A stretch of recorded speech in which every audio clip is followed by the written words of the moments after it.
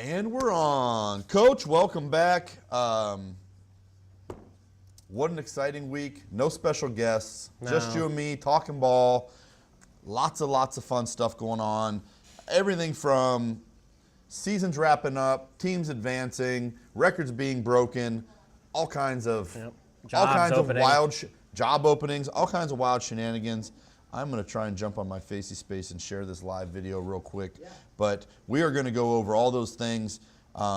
Brutal end of the Havasu run. It really was a historic season for them. Mm-hmm. Player of the week, play of the week was epic. Epic. And Mojave advances, as does Needles, who is getting brothered into Mojave County football for the time being. And Toros.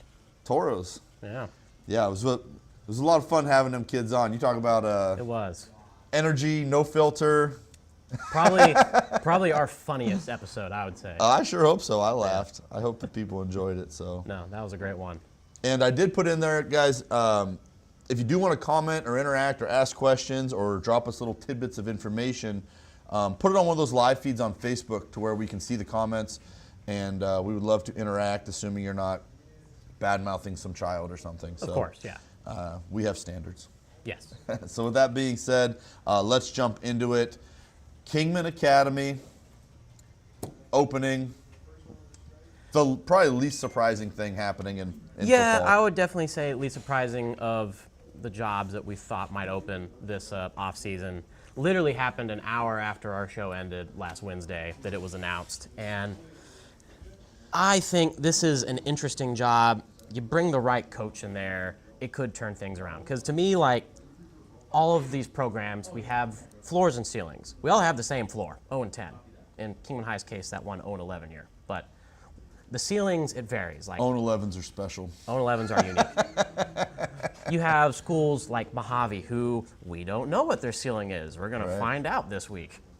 Yeah. You got Havasu, who's trying to get past the semifinals historically. You have Kingman, who's trying to get back to the playoffs. And then, to me...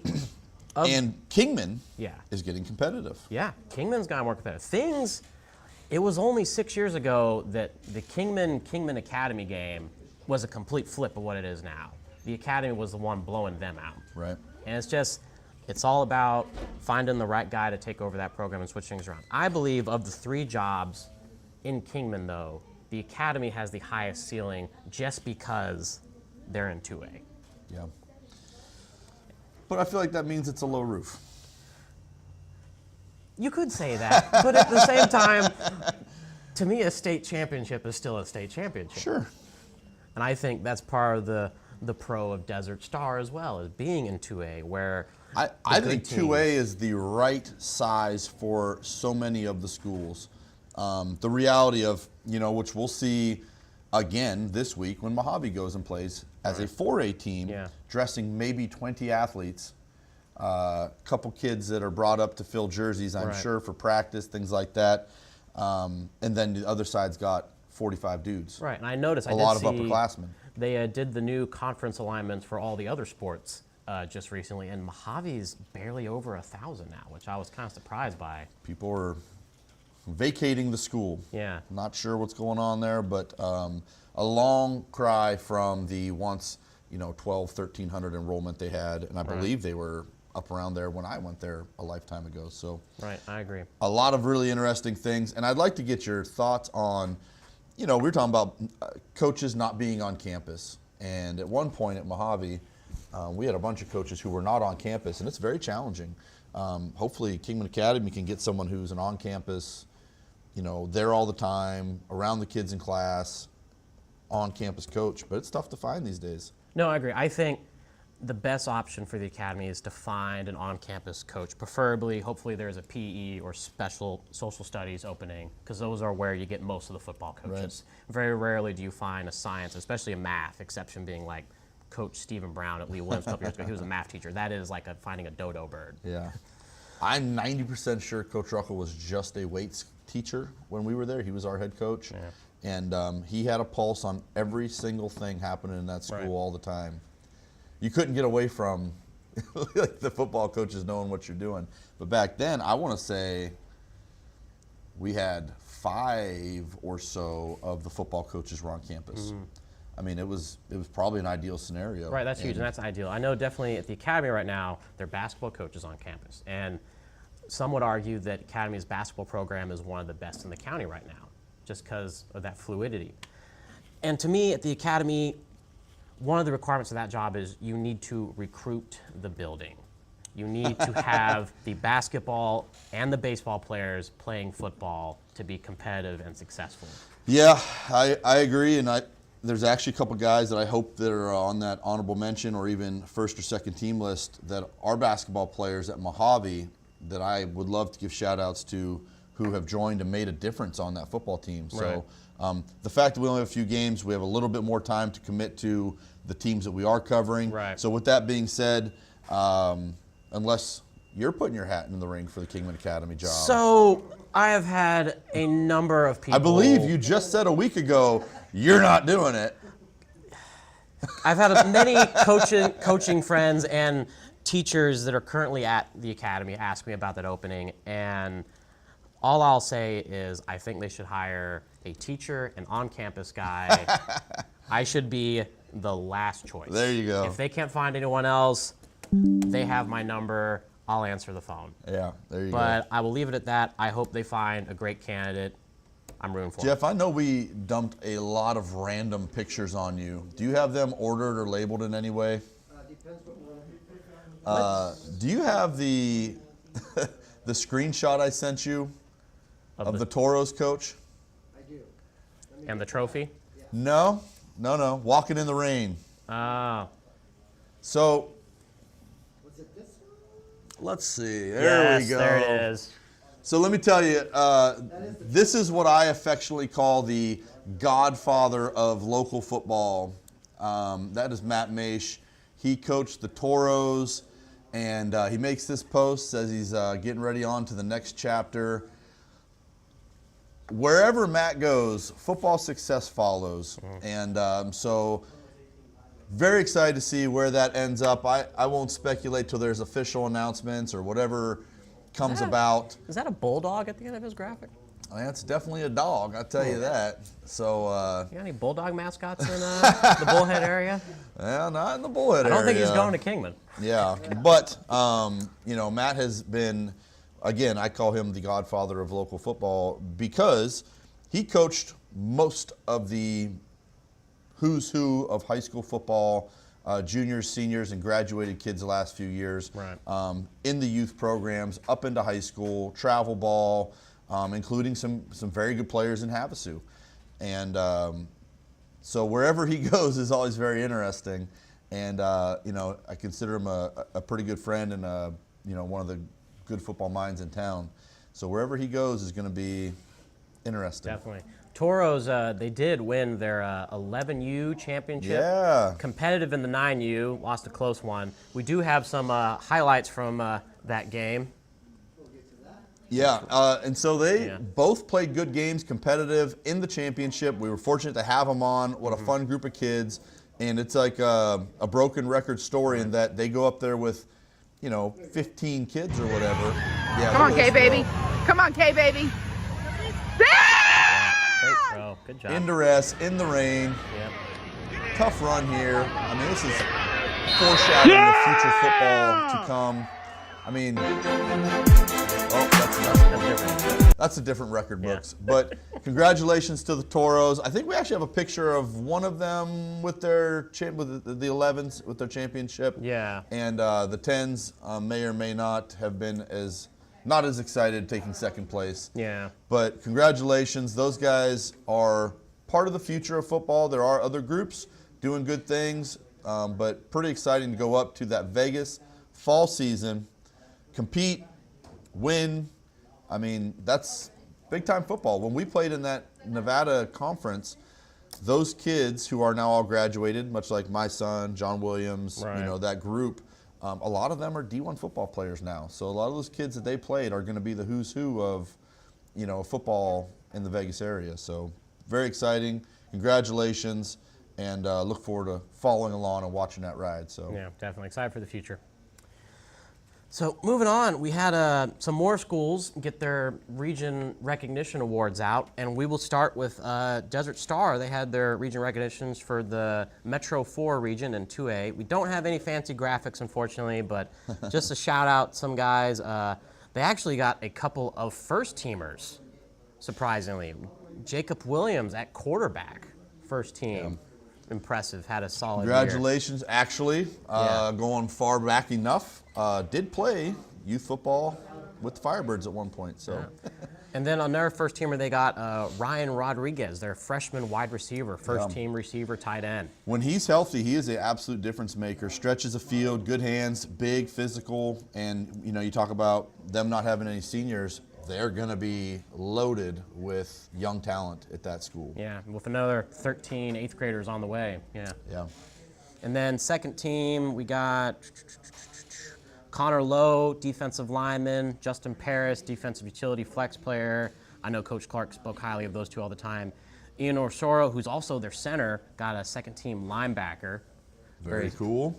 Very solid. And that is it. Some honorable mentions here. Gavin Canning at running back got injured late in the year. One of the better running backs, I'd say, in the county right now. Nathan Hunt, kickoff returner. Ian Osoro, offensive line. Justin Paris, offensive utility. Just congrats to Desert Star on a great year. It's impressive that they got that many guys being only juniors and under. Yeah, absolutely. And again, future looks bright. Future looks bright. So then we will move on to Lee Williams and Mojave also had their recognition awards as well in the always tough Grand Canyon region. We'll start with Lee Williams first. First team, defensive backs. Well, we got to start off with a birthday. Yeah, defensive backs. Happy birthday, Cooper Cronk, first team All-DB in the Grand Canyon region. He turned 18 today. Congratulations. Congrats, young man. And, he sent me a message letting me know that those boys are already back in the weight room, getting to it. And those seniors, I'm sure, with ambition to continue playing or, get in shape, be ready for those calls. And if you always stay ready, you don't have to get ready. Yep, definitely. I know his recruitment's still open, and he's had a few offers so far. Bryson Vaughn, first team linebacker. He's been good for them all year. Shane Miranda, first team O-line. Not really a shocker there. No. One of the better kids in the county, I'd say. And then first team running back, Lucas Least, who I saw was at the NAU game. Yeah, very exciting. Invite to the NAU game on Saturday. Very cool for him. Some second team guys we got here. Ethan Bird, freshman cornerback, had 5 interceptions this year, DB. Seen some great DB play this year. Yeah, Lee Williams. Or bad quarterback play. Maybe we should look at it from both sides. Maybe a little bit of both. We may not know. Saul Gonzalez, first team all D-line as well. William Steele, the neck roll linebacker they have there. You liked some of his hits in the Bradshaw game. Yeah, listen, everybody needs a neck roll linebacker. Yeah, I concur. Ben Allen on the O-line for Lee Williams. Joshua Flumer, second team all punter. Good kid. Flummer. Yep. Morgan Quinn, second team quarterback. Yeah. Sad end to his year, but he was a solid one for them. Yeah, absolutely. A lot of success there and a lot of great things to build on. And as we know, they are trajecting up. Yeah. And they got a lot of big things coming up. And if they're already back in the weight room, it's a good sign. Can't wait to see. Coach got him a little late. So I can't wait to see what a year of development, growth, of course. I agree. Experience, all those things. So very exciting. Congratulations, guys. And then second team wide receiver, Forrest Lane, the offensive coordinator's son. It's been a solid weapon for the offense all year. Yeah. And then moving on, we have, Mojave has graphics. Mojave has graphics. Let's go. And let me tell you, the standard for graphics is Lake Havasu. It's Lake Havasu. Lake Havasu's killing it. As a social media guy, let me tell you, I appreciate it. You guys are doing a great job. Yeah, Mojave did a good job. Kingman High did a good job with their graphics, but the standard is definitely Lake Havasu and the guys over there. Shout out to the marketing guy down there. Yeah. So the clip. If you get that, so we want to go to that Instagram page, Mojave Athletics, and we will go over. They had a laundry list of guys, recognized players, and with them being the remaining group, Yeah. You got speakers over there, Jeff? What do you got going on? I do. Starting with Joe Yoni, 4A Grand Canyon Region Offensive Player of the Year, first team QB, second team DB. I'll be honest, I'm not sure how he wasn't a first team DB. Probably because it didn't You start talk the whole year. about what's that? Probably because it didn't start the whole year. Well, you talk about effective when the guy's on the field. He's an absolute game changer. Takes away half the field. Really, really good stuff. Joe Yoni, congratulations, and had a monster game in that last game there. So, Jeff, could you click on to the next one? Yep. We'll just go through here semi-briefly. Deegan Perry, again, monster game. Defensive Player of the Year, I believe, shared with and first-team linebacker. He was top in 4A in tackles at one point. Really unbelievable breakout guy. Huge, huge part of that team. Okay, next. Can you turn that down, Jeff? Cyrus Briscoe, the anchor at right tackle, been a starter since he got there. First team O-line, 4A Grand Canyon. A lot of big things in his future. Does a great job. And not recognized on there, has jumped over to the defensive side of the ball and been a huge piece of that defense. A lot of questions figuring about where you replace Blake, John, whoever else. But he's done a great job. And again, almost the whole team plays both sides of the ball. So Tony Moses, first team D-line, which kudos to him, shout out to him. The crazy thing is he's such a good defensive back. You know, and the kid steps up, plays outside edge. I think he's 6'5", athletic, hits everybody. But he's a piece all over the place. And for him to get recognized with this, it kind of just makes me laugh a little bit because he's so good at defensive back. His freshman year, we're down in Yuma, and we're like, oh, we're going to see how Tony goes in varsity ball as a freshman.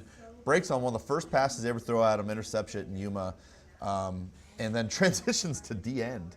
Yeah. Very unique transition, yeah. And I believe it was out of necessity for the most part, but has done a great job. I'm glad he's getting recognized. Absolutely special talent, and with his size and athleticism, I'm sure there's more to come for him. So, Pedro, man, can't say it. First team wide receiver and DB. I believe he had another interception in the playoff game. He's up to 7 or 8. All-time interception leader in Mojave history now. Yeah. Again, another guy that should get absolutely recognized out of that school. Congratulations, Pedro. I actually wrote down, I think he had 140 yards receiving in that last playoff game. Glad he's getting some recognition. Absolute stud. Been part of that program 4 years. Rock solid. Heading into, and I'll tell you, Pedro is fearless competitor. Oh, absolutely. You know, he's a tough kid. Absolutely fearless competitor. So, Nathaniel, man, this is another what-if kid because when he's on the field, he's unbelievable. Arguably the statistically best. I'm not sure if he was, but he was arguably the best receiver his sophomore year. Was part of the collarbone epidemic last year. The minute he came back, this offense just started rolling. Yeah. Really, you have to respect him. Opens up a lot of things for other guys. Great route runner, great hands, and a really good kid. Happy he got recognized in the Grand Canyon region. Noah Anaya, we talked about Noah. Noah transition. He's playing both sides of the ball in two of the toughest positions, center and middle linebacker. Plays right next to Deegan and has been unbelievable run stopper. Hits like a ton of bricks, and then starts and plays the center position, which anyone knows is contact and conflict every single play. Doing a great job. Second team linebacker. I mean, honestly, it's probably a little bit more about how good the rest of the region was that he didn't get a first team because he's been very good. So, congratulations, Noah. Jeremiah, boy, I hope second team running back. He's struggled, I believe, with an ankle injury or some lower leg injury, but he has been unbelievable when he's on the field, both sides of the ball.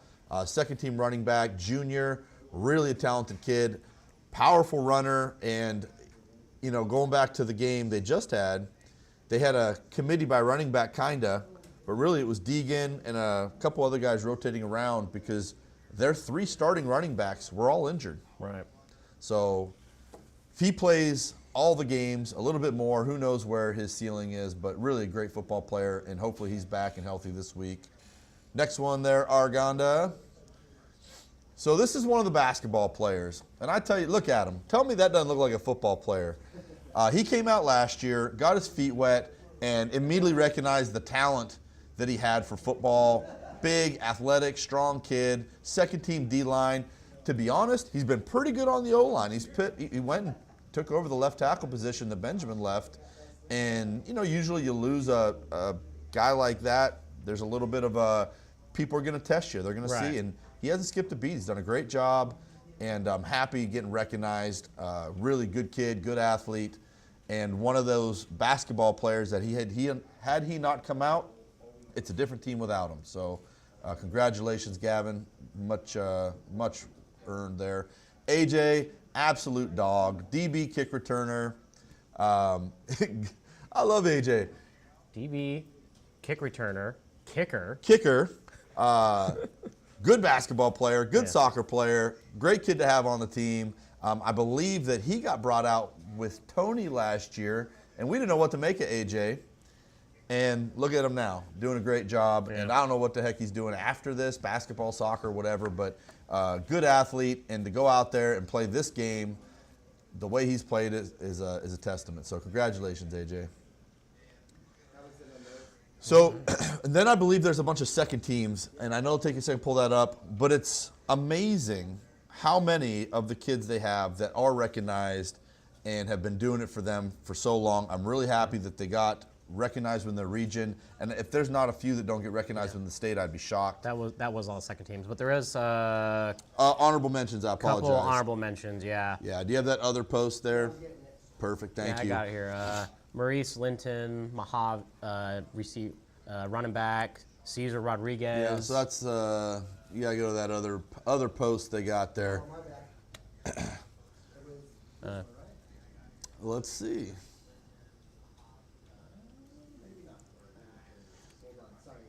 You're good. No problem. And again, we'll talk. They have a second home playoff game coming up here, and they have, with respect, been undervalued for the amount of success. Home playoff games are rare in high school. Yeah. They get two of them. They have hosted home playoff games for 3 years. Every year, yeah. And, to come and watch them play, I'll tell you, that Northwest Christian team, they travel. I think they bust up. Yeah. They brought a whole section of fans. And, man, I'd love to see Mojave. Yeah, here we go. This is the one. Yeah, there we go. So, Caden Tejada, second team, O-line. Again, I think that's a testament to how deep and how talented that O-line is in the Grand Canyon region. Great kid, getting a bunch of offers, has the ability to play ball at the next level, already on the table for him. And, two-sport athlete, wrestler, very, very tough. And he sits in that guard position. And, you kind of get, I say, overshadowed by Cyrus next to him, but you can't do it without good guard play. Right. And he's done a great job. Congratulations on being recognized there. You got a couple more there? So again, another basketball convert. Come out, had a lot of sacks, plays the other side of Tony. Big, athletic, rangy kid. I believe basketball player by trait, but has stepped in his first year playing football. Second team D-line, pretty spectacular. Makes a difference on that team. You got any more there? Yeah. Andrew Civiano, honorable mention O-line. He's been starting at guard pretty quietly, and I think we've mentioned him a bunch of times. You watch some of those breakdown plays. When you play the quarterback like Joe that never gives up on a play, the O-line sometimes doesn't know what to do. Right. And Andy sits, and as soon as he sees that play breakdown, man, he flies and finds a body. And there's a few plays where he gets upfield, and it's, Andy and Joe 15 yards up. And it's a beautiful thing to see. Very happy. He's been with the group since, I believe, his freshman year. And congratulations. Also has some of the best nicknames in the game. I personally, Big Hunk was probably the best one. No. So. Man, Tristan Urias, poor kid, broke his foot, stepped in for Jeremiah, was running the ball unbelievably well, which is crazy. Honorable mention at running back because he's an extremely good defender. Played some outside, inside linebacker, could play DB if necessary. Very, very talented kid. Good kid. Unfortunately, broke foot, robbed him of the season, and we just see a little too much of that this year. Yeah, just a bit, yeah. Yeah, and I don't know if there's any outside shots for any of these guys to return, so if there is, that'd be great. Maurice Linton, Deuce, honorable mention linebacker. again, another guy I've known since he was a little kid. Growing up being a heck of a football player, a good athlete, and we used to tell him, as soon as you start taking this seriously, sky's the limit. And he must have flipped the switch in the offseason because he had a great year. And really, with the versatility they need in players, him being able to play a little D-line, linebacker, wherever else, special teams, is crucial when these guys have been thin bodies. And he's stepped in, done a great job. So congratulations. And then Cesar, who had a miraculous recovery from a broken collarbone, came back, played safety. He is one of the hardest hitting safeties I've ever seen. The guy absolutely plays old school football, flies around, hits everybody. Honorable mention at defensive back. And another guy that hasn't had to, but can step in, play all those positions, and been part of that group. These guys have been playing together a long time.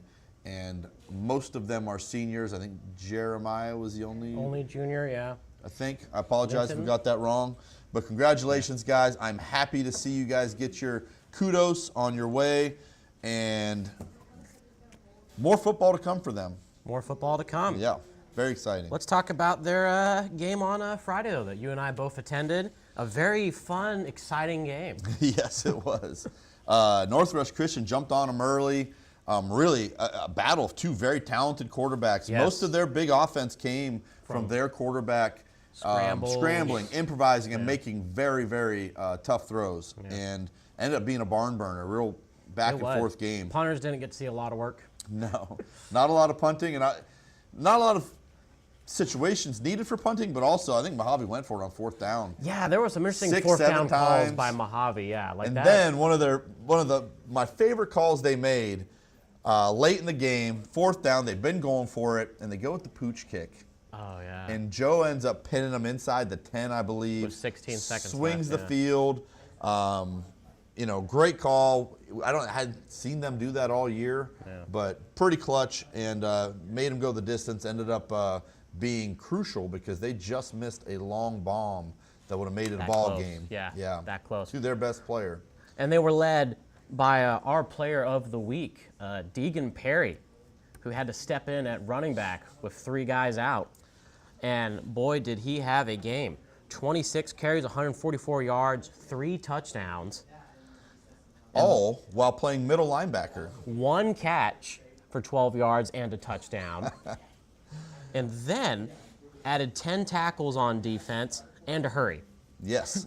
So, player of the week, Deegan Perry. I think we have a picture of him, but he was, there he is. Yeah. Running in on one of his touchdowns. I do like the pose. That's nice. You don't get that very often. Everybody getting to spectate and watch you run in. Yeah. I think we got that from. Did we get that from Matt? Yeah. Shout out to Matt. Great photo there. Yeah. Matt's got a great collection of photos on his Instagram too. He covers most of the games for the paper and provides us a lot of the stats and information.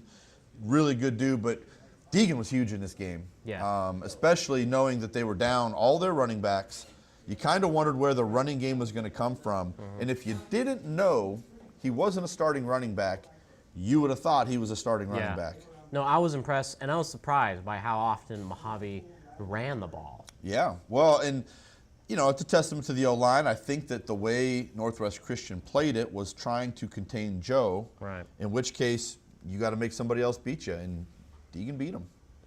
Beat him good, and really set the tone, and then it opened some things up. But, I mean, he was getting big runs, breaking off big runs all throughout that game, and just when you think you have them bottled up and those guys get to the next level. And shout out to the O-line, the coaches, and Joe for implementing that game plan, and really a great team effort for that player of the week. So yeah, definitely.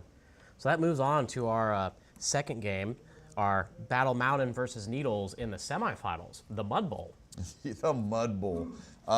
There's some great pictures out there in the world. I think Mojave Daily News had some, but a lot of the parents posted great pictures. But in this game, we had our play of the week, maybe play of the year.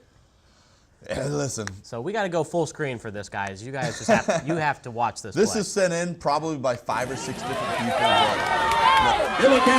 said, "I'm not done yet." Nope, not you. I don't think so. I'm just gonna go ahead and keep running. 65 goes. Hold on, let me get up there. pushes him into the block, yeah. And then he goes, Randy Moss. Yes. I mean, there's so much to love in this play. You know, the effort, the mud, the lateral at the end for a touchdown. And I'll tell you, there's a couple of different things to watch here. Some of the defensive players thinking the play's over. The O-line hustling, getting downfield. I mean, the caravan of bodies. We got 6 guys down there blocking, And then completely selfless and has the courage to, imagine if he tosses that and he doesn't catch it. Right, I mean, yeah. what a play in the Mud Bowl.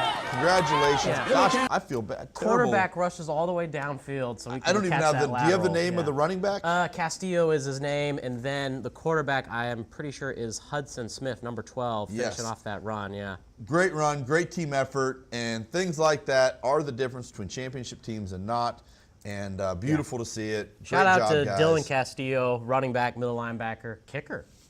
I love it. You know, all of our stuff is pretty small town football, and everyone does everything, and that is such a beautiful example of the whole team making it happen. I mean, that's football in a nutshell right there. Yeah. And I had a good friend message me and kind of comment on the poor tackling, and I was like, there's a difference between winning football games or not. Yep. You know? Yeah. Congrats to Needles. They will be playing their state championship on Tuesday, the 25th, at Allegiant Stadium. At Allegiant Stadium. What a cool experience. I can only imagine. We did an interview a few years back about the girls' basketball team, maybe the boys too, and they played in a cool arena, and I can't imagine what it's going to be like playing in freaking Allegiant. Right, yeah. I mean, I've been to a couple UNLV games there. It's a unbelievable facility. And I went there a few years ago for a Florida-Oregon State in the Las Vegas Bowl, and it is quite the sight. yeah, and I'll tell you, the Raiders play there, obviously. It's their home stadium, but you can go watch some of those bowl games or even UNLV on a pretty good deal. Cheap.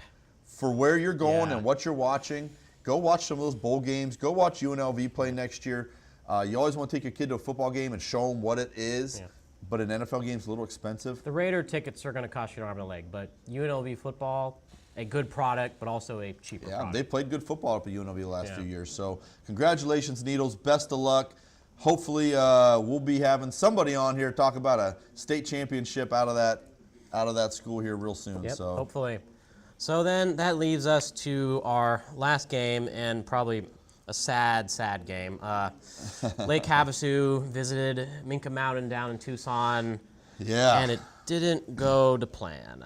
You know, obviously there's a chance that Havasu doesn't win this game. It can happen any week. I did not expect them to be shut out. The way their offense had just performed and put up shots. Right.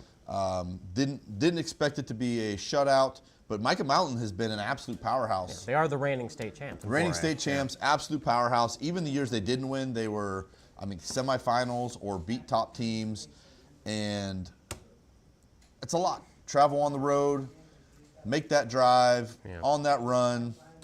We do have a photo, though, of our good old friend, the Gunslinger, who did move into 5th all-time in Lake Havasu career passing yards.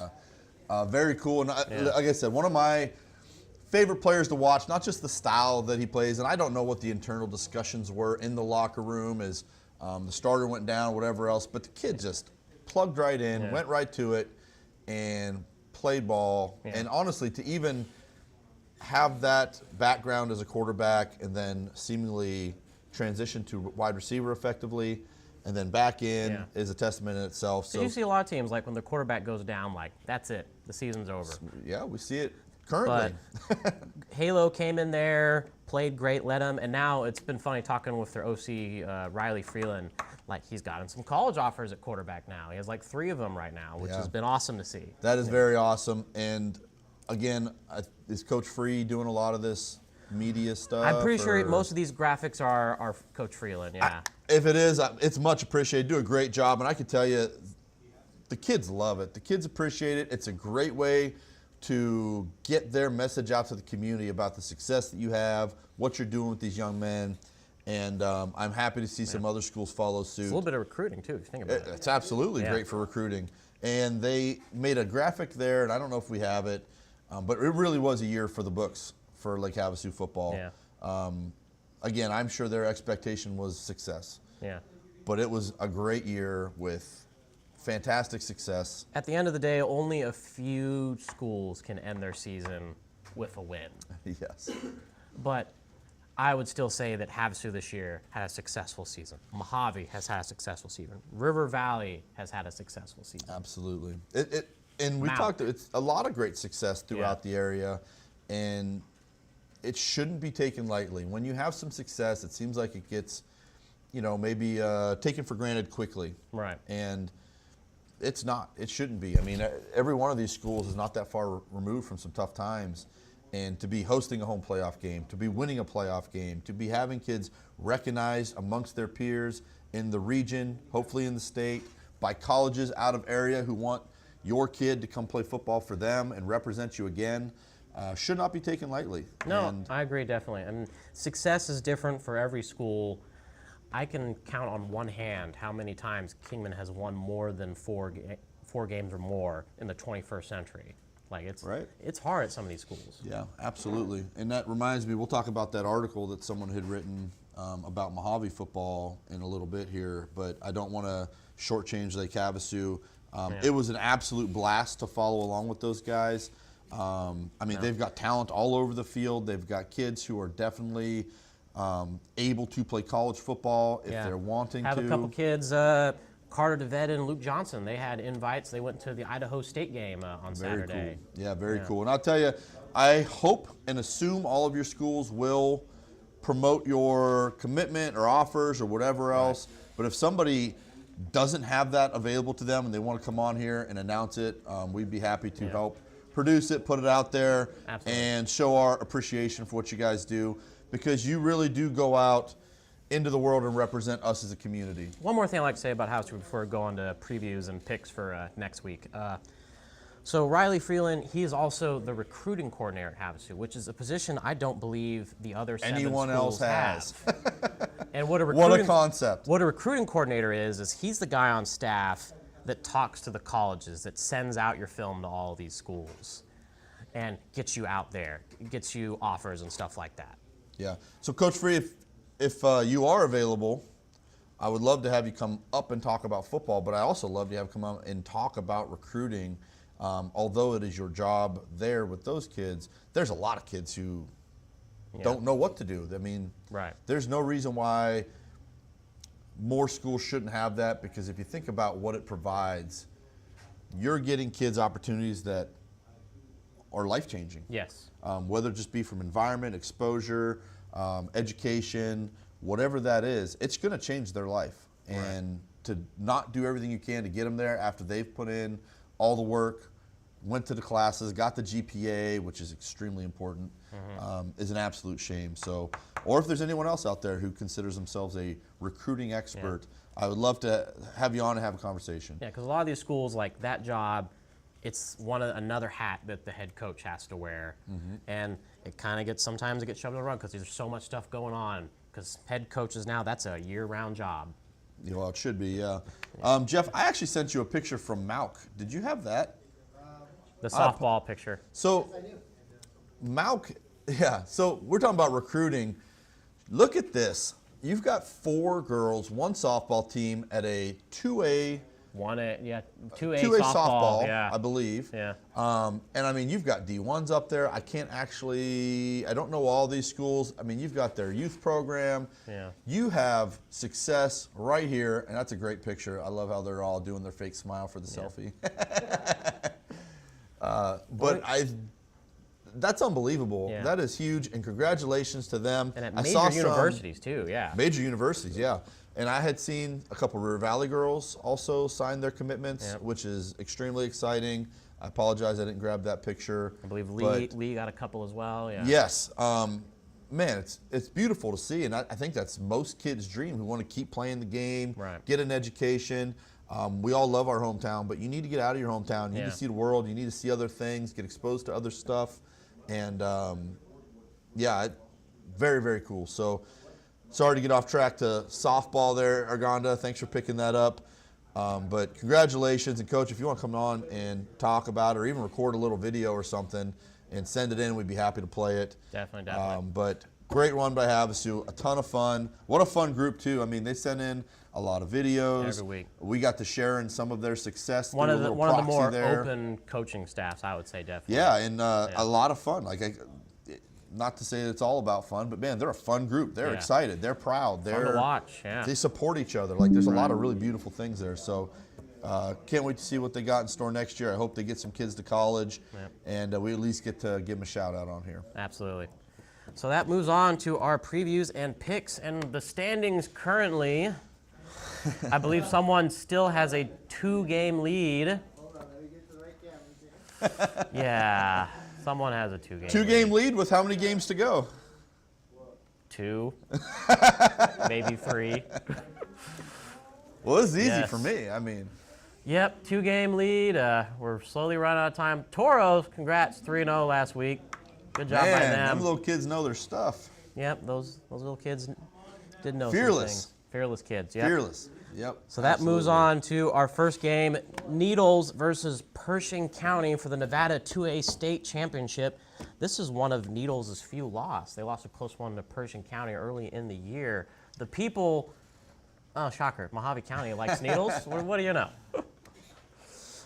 Coach, who do you like in this game? Well, I'm going Needles. Yeah. I'm hoping that, well, for one, they're a great group. They're a lot of fun. You know, every time I go out to Needles for an athlete of the week or anything like that, not that all coaches don't have a commitment to their players, but they know their players inside and out. Their community supports them. It's kind of what I remember as a kid growing up in Western Pennsylvania in a small town. And so I always pull for Needles, and hopefully they go up there on a big stage and win the big one. I don't know anything about Pershing County, so I feel bad, but I'm picking blind. I'm picking with my heart, and I'm going Needles. I'm down 2 games, you right? And Could be 3 with this pick. We have 2 games on this board. I love it. I'm going to have to go with Pershing County on this one. It is one of Needles' few losses this year. It's a close one. You're not going to get any deals at River City Pizza, I'll tell you that. No, I am not, but I got to catch up. That'll be interesting if we somehow tie. We have to figure out this steak dinner When thing. we have to go to Golden Valley and get a hamburger instead. Meet in the middle. We'll meet at Great American Pizza. Oh, we can do that too. You don't have to ask me twice. So. All right, moving on to our game of the week of our 2 games. Number 12, ALA West Foothills versus number 4, Mojave in the 4A quarterfinals. This is kind of an ironic matchup. Oh, boy. If you think about the history. Oh, I do think about the history. So this was last year. This was a game that Mojave had to forfeit due to the COVID outbreak, if I remember correctly. Well, I don't know. Nobody got tested, but the whole team was sick. So we actually had we played in Paradise, couple guys sick, couple guys out, and they came, they were troopers. They traveled sick. Well, what happens when you travel on a bus, play a football game, and then travel back? Yep. Well, apparently everybody gets sick, and that ignited an absolute firestorm of, I don't even know how to say it without saying it wrong, so I'm not going to, but triggered all kinds of events that changed the trajectory of this thing. Even in a previous year when ALA came up here and played us, was, I believe, the only game that Coach O had ever been suspended from, and I had to head coach that game. And that had a bunch of problems. Right. And so the intertwine with ALA West Foothills and to have it come down to this game is just poetic, to say the least. And they are very much the same team they were before. They are big, they are physical, they're smack dab in the middle of Phoenix, loaded with talent, and they got to come up to what I affectionately say, our house, and play our guys. All, 16 of them that suit up and play in the game. So Yeah, I remember that situation last year with ALA West Foothills, and I recall there was a possibility you would have had to play that game with a bunch of JV kids. I think one of the more important parts of our job is we one need of to the protect. craziest things, they said, bring up freshmen if you have to. And I thought, have you ever watched Right. an ALA West, bring up freshmen? Like, you want to feed these kids? These guys That's they have a crazy. couple of D1 dudes, yeah. Right. Like these charter schools, these American Leadership Charter Schools, they are legit. They are bred to be football powerhouses. That is their whole charter. These That is ALAs what are they popping do. up all over the state, and they've got a formula. They run good programs. They play good ball, and it was such a crazy response to me, hearing that come from a school to say, suit up freshmen if you have to. Yeah. And you got to protect your kids. And it's just, I think that is malpractice if you're suiting up freshmen against a school like that. Absolutely crazy. Yeah. But I guess that's why they're in charge, and I'm not, and I'm no longer coaching. So put it on the list. Yep. So who That do you being like in this said, one, I'm Coach? taking Mojave. I'm taking Mojave all the way. I think ALA is an absolute nightmare of a matchup. I don't know. Northwest Christian was a 20 seed. Yeah. And they were a good football team. They're a 12 seed. They've got 4 losses, I believe, and they're all to good teams. ALA West, I believe, averages 275 across their O-line. About, yeah. They're a very, very good football team. And, Mojave's going to have to come up and do what Mojave does. They're scrappy. They force turnovers. They play tough ball. I wish I was in that room scheming and game planning with them. I see all kinds of opportunity. But I picked Mojave every week, all year long, and I'm not changing this week. Yeah, just looking at the people like Mojave as well. Looking at an ALA West Foothill schedule this year, some very interesting ones. They lost 30-10 at Snowflake. They beat Micah Mountain 21-14. Yeah. Well, Micah Mountain's usually big and strong, and that's kind of, they neutralize that because ALA is big. Lost 20-0 at Arcadia. Arcadia, who's the number 1 So seed. the 1 and 2 seeds. Paradise Honors, a 35-7 loss. That's an interesting one. That is an interesting one. I don't have that film, but boy, I'd love to watch it. That'd be very interesting. I think Paradise Honors got better as the season progressed, though, because I think Mojave got them at the right time, week 1. Yeah, and you hate to always bring it up, but there's always a transfer factor too. You got to see new coach, new kids. New coach, new kids. You got to see if any guys transferred in, had the 5-game wait. And I actually did watch whatever games are on there. I'll tell you, I wouldn't even say a weakness, but if they had anything, it's they've got inexperience. They got a young quarterback, and they really a kid gets it out of his hands quick. They got a lot of quick throws, safe things, and they protect them behind that big O line. And they have a very big athletic running back, really a tough runner. And if I were a betting man, you're gonna see a whole lot of that kid on Friday night. Yep, I concur. Northwest Christian beat them 17-14. So close game, similar, not as high scoring as Friday's game. Lost 26-18 to Peoria. Killed Yunker 40-0. Yunker, who Havasu beat up this year. Yeah. Combs, who started the year like 5-0, giving up 0 points, won a game 2-0. They beat them 34-14 to advance to the quarterfinals here against Mojave. I'm taking ALA West Foothill. Here's the deal. Either you're going to win this steak dinner come Friday night, or we are going to tie and we're going to have to do some coin flip or something. You guys are going to have to share. You're going to have to share a meal. That's We'll what's going to come down to. I'm not sharing. Tell you what, anything. if we tie, Jeff will pay. Yeah, Hey, I can't get that. That's no fair.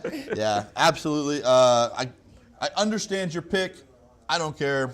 I'm going, like I said, I'm riding with these guys all year.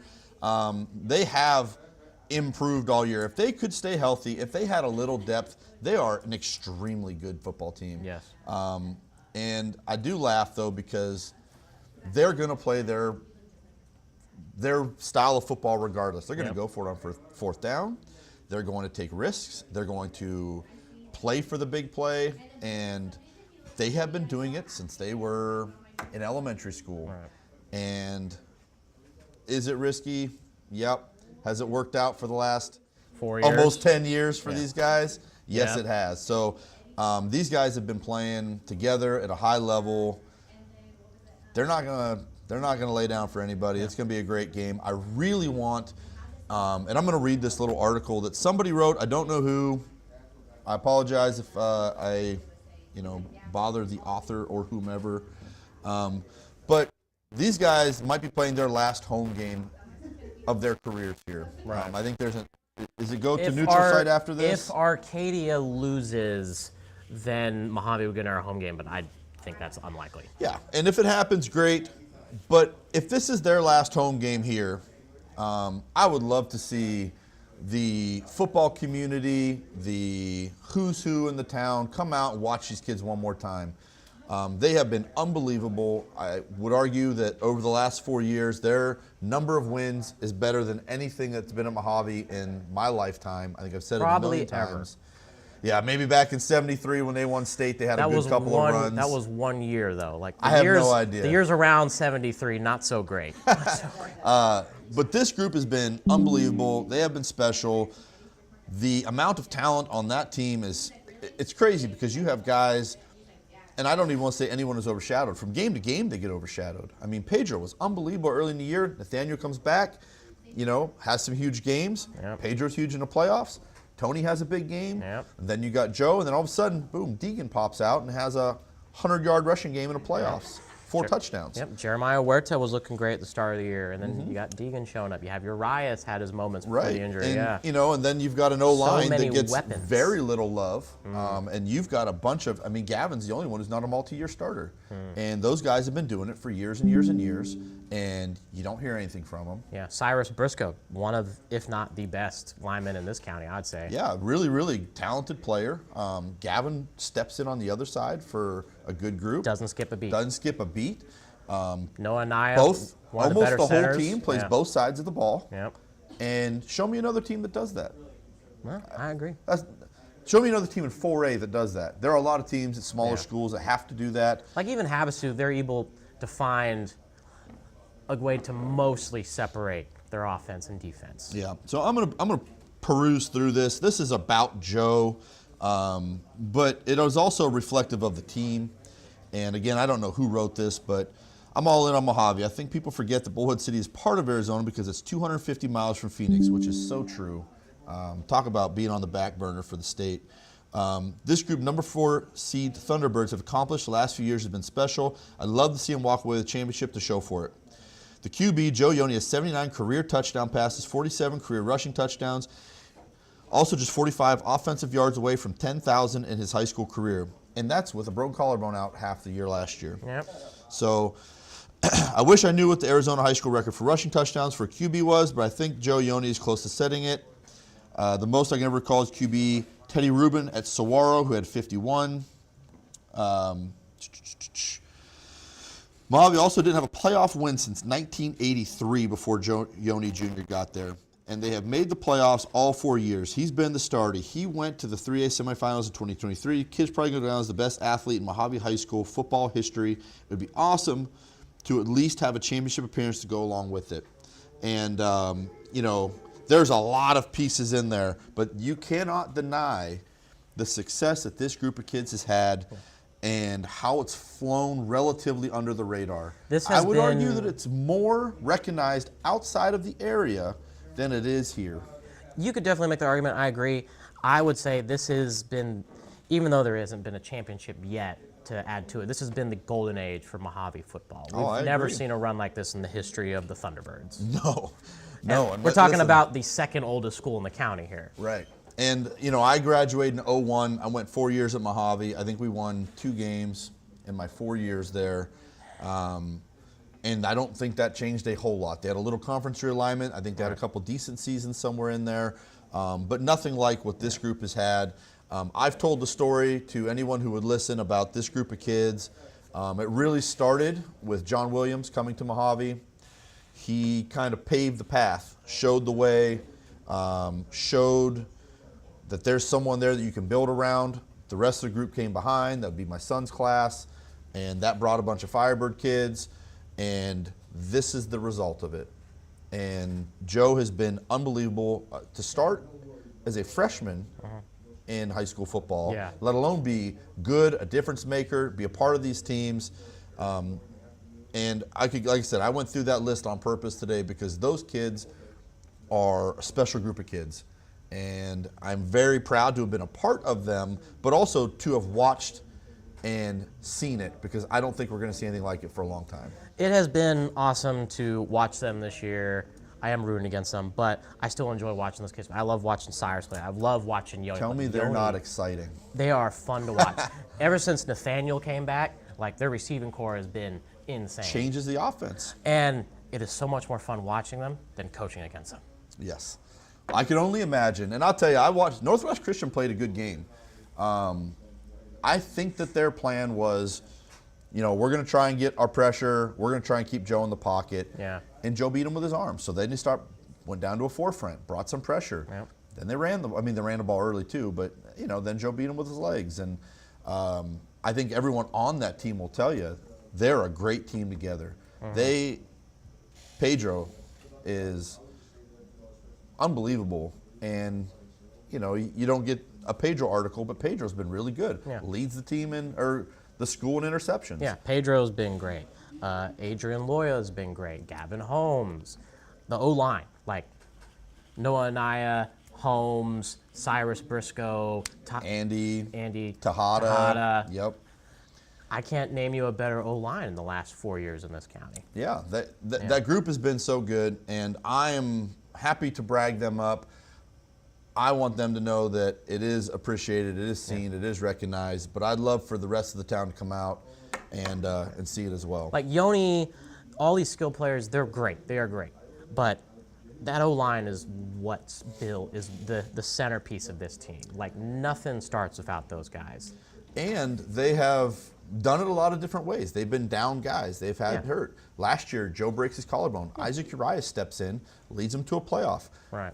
People don't realize how hard it is to lose a quarterback like Joe and then have a kid step in, go out of his position, and continue to play and play well. Yeah. And every year has a story. And I hope that at some point we can get Coach O out of the wood shop out there and stop building little houses and come on and talk about this group, and we can hear the rest of the story.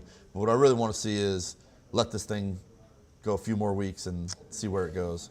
Yep, definitely. One more thing, I forgot to mention this when we were talking about the academy opening. All you guys wondering like, gee, he knows so much about Kingman Academy. I wonder why. That's because I graduated there from 2013, and it was actually my first coaching job. Straight out of high school, my first year, I was asked by our head coach to coach the next year because they needed some bodies. So I don't know if you guys can see this. We're trying here. It'll focus. Leave it there. So here I am on the top in the hat here, and then right under me You need your pen? is the two-time Cy Young winner, Tarek Skubal, who was a year behind me in high school. I got to coach him his senior year of football. Taught him everything he knows. That was my first year coaching. We were sitting there on the football field, and I said, you should throw a curveball like this. Yeah, no, I definitely did not say that. Yeah, well, and I tell you, he's had some really great stories. He tells, he's been on a few, I don't know if they're interviews or podcasts, what they are, and he tells his story about being a late bloomer, One offer, getting a shot, what he did with it afterwards, not giving up. One offer under the craziest of circumstances. His senior year, they make the playoffs, and in the first round of the AIA playoffs, he throws a perfect game. And there's one scout in the stands from Seattle University. And that was his one offer. That guy's out there telling a different story. He's like, I just had a feeling. I just got to get to this game, and I knew it. I watched this kid throw. Yeah. He had a perfect game against Page, and that was the start of this crazy journey, which has been awesome to watch. And it's just like proves to show like a kid from this area can make it to that level. It's possible. Right. Yeah. I mean, you're right. There is a stigma, and the reality is it's hard to make it anywhere at anything. And to have someone like that go out and show the way, what can be done, and even doing it in an unconventional path is probably one of the best things that can happen.